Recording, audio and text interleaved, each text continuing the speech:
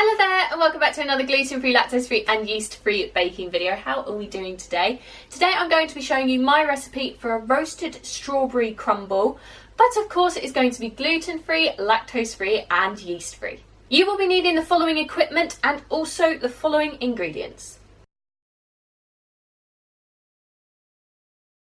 First things first, measure out and prepare all of your ingredients so that they're completely ready for you to use, and then preheat your oven to 180 degrees C on a conventional oven, 160 degrees C on a fan oven, or gas mark 4. So now that we've done all that nasty prep work, it is now time to begin actually making the roasted strawberry part of our roasted strawberry crumble. So for this we will be needing our large mixing bowl, our spatula, all of our roasted strawberry part ingredients and our 18cm round pie dish. So it is literally as simple as dumping all of this lot into our mixing bowl. Come on.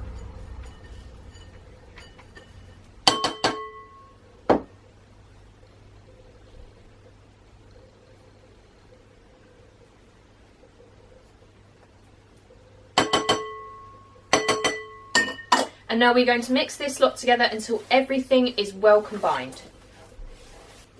Okay, so now that that is all done, we literally just put it all in here.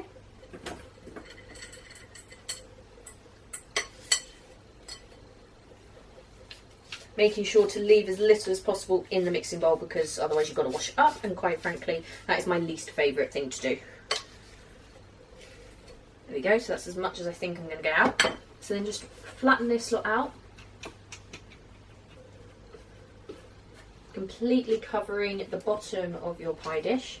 So now that this is all done, we are now going to need our second large mixing bowl. We're going to keep hold of our spatula and all of our crumble ingredients. So now we're onto the part of actually making the crumble. So for this, we are going to place all of our butter, our cold butter. It may actually be an idea to leave the butter in the fridge until this very moment because otherwise it will get warm and you don't want that for this. You want it to be lovely and cold, which is the worst feeling in my mind, but never mind.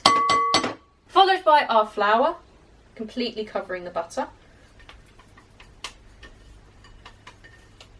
Come on. Our cinnamon. And our vanilla extract.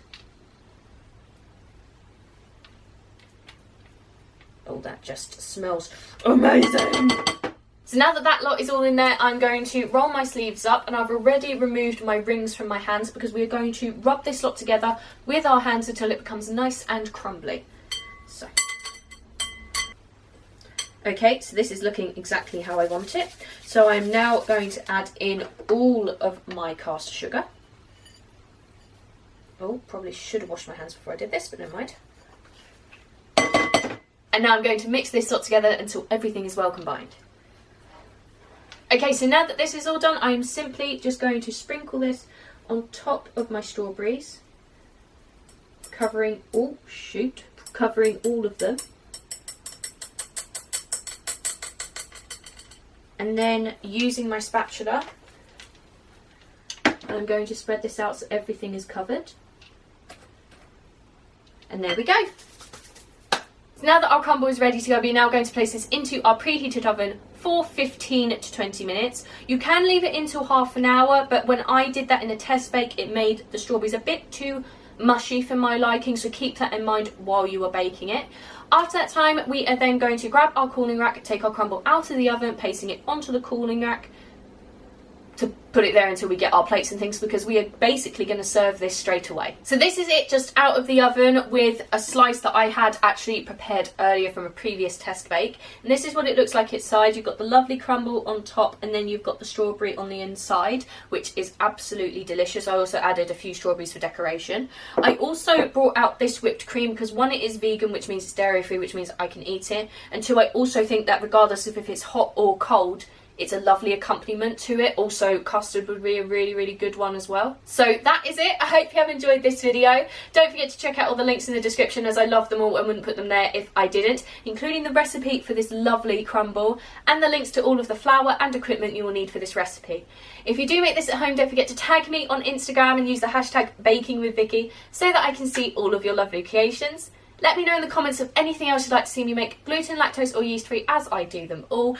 And finally, don't forget to like, leave a nice comment and subscribe if you want to see more, and I will see you next time. Bye!